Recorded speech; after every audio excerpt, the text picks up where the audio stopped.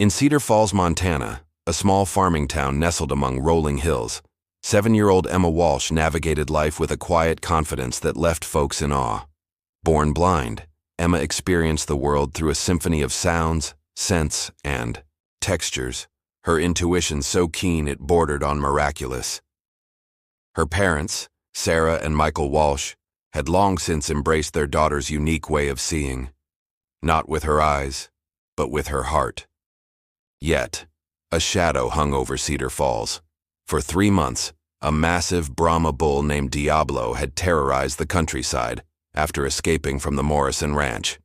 Nearly 7 feet tall and over 2,800 pounds, Diablo was a force of nature, smashing fences, injuring livestock, and sending 2 ranchers to the hospital.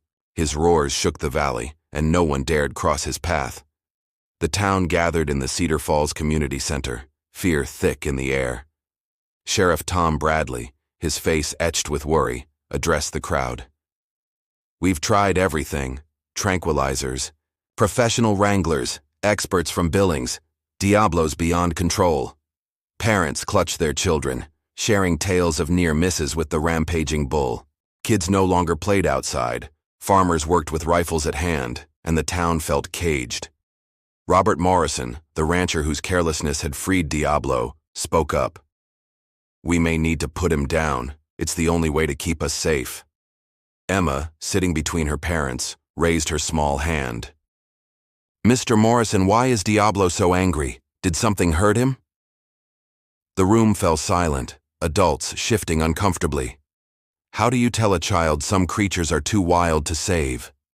Sarah leaned close. "Sweetheart, Diablo's dangerous. We have to stay away." But Emma's senses, finely tuned to the emotions woven into every voice, caught something deeper, a thread of pain in the stories of Diablo's rage. It reminded her of the sting she felt when a classmate, Tommy Peterson, had sneered, "Blind girls can't have real friends." That night, Emma lay in bed, the distant bellows of Diablo drifting through her window. Where others heard a monster, she heard a creature lost and aching. Over breakfast, she turned to her father. "Daddy, can we help Diablo instead of hurting him?" Michael's heart sank. "Emma, he's not like the animals you've helped. He's too wild." Emma's knack for calming creatures was legendary in Cedar Falls. She'd soothed Mr. Peterson's horse, terrified of storms, and Mrs. Chen's dog, wary of strangers, but Diablo was no frightened pet.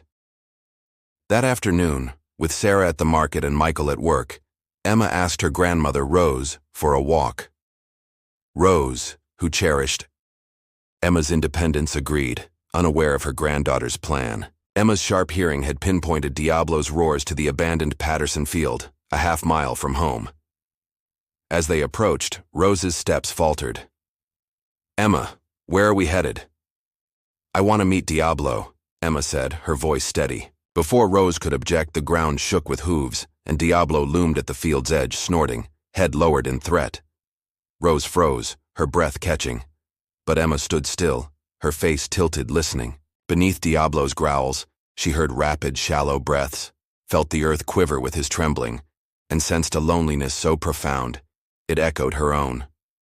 "He's not angry, Grandma," she whispered.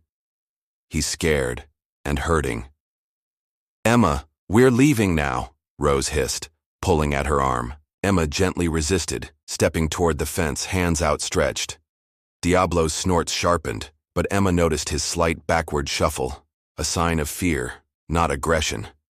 "Easy, big boy," she murmured, her voice soft as a lullaby. "I'm not here to hurt you." Diablo froze, his massive head tilting, as if this tiny, fearless child puzzled him. Emma reached the fence, standing quietly, letting Diablo take her measure. Her blindness meant no challenging stare, which had provoked him with others. She smelled the sharp tang of his stress, felt his tremors through the ground, and heard a subtle shift in his roars, less fury, more longing. "You miss your home, don't you?" she whispered. "Everyone's afraid of you, so you can't trust anyone." Diablo took a tentative step forward, his stance softening. From her pocket, Emma drew apple slices she carried for neighborhood pets. She placed them near the fence and stepped back, I brought you something, she said.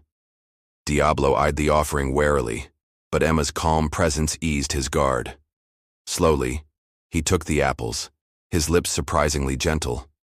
Emma spoke of Montana's wide skies and quiet fields, her voice weaving a cocoon of peace.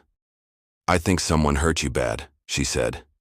You got angry to protect yourself, but anger's just sadness with no place to go. Diablo let out a low, soft rumble, a sound of ease, not threat. Emma smiled. That's your happy sound, isn't it?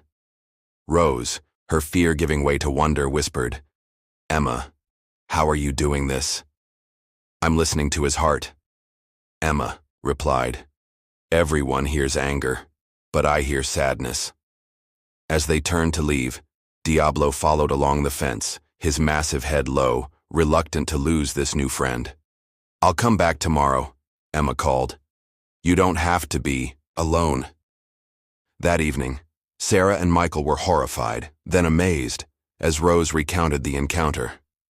Emma's gift had reached the town's greatest terror.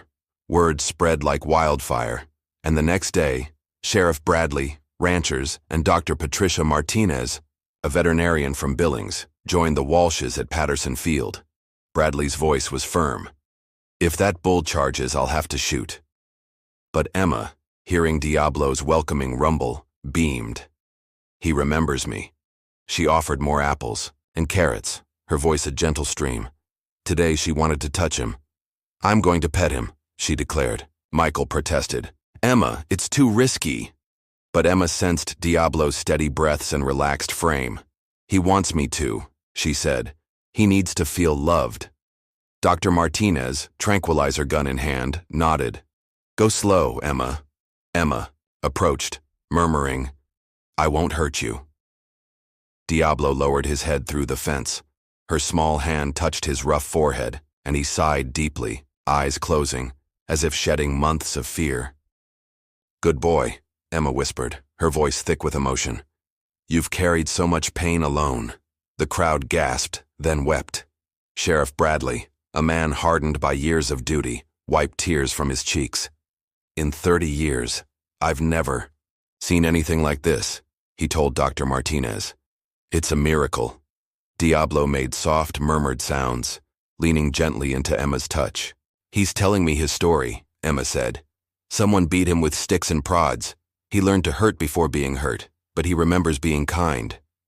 Dr. Martinez, spotting scars, nodded. That matches trauma-induced aggression. Emma sang a lullaby her mother had sung, a melody of love and safety. Diablo swayed, his rage melting away.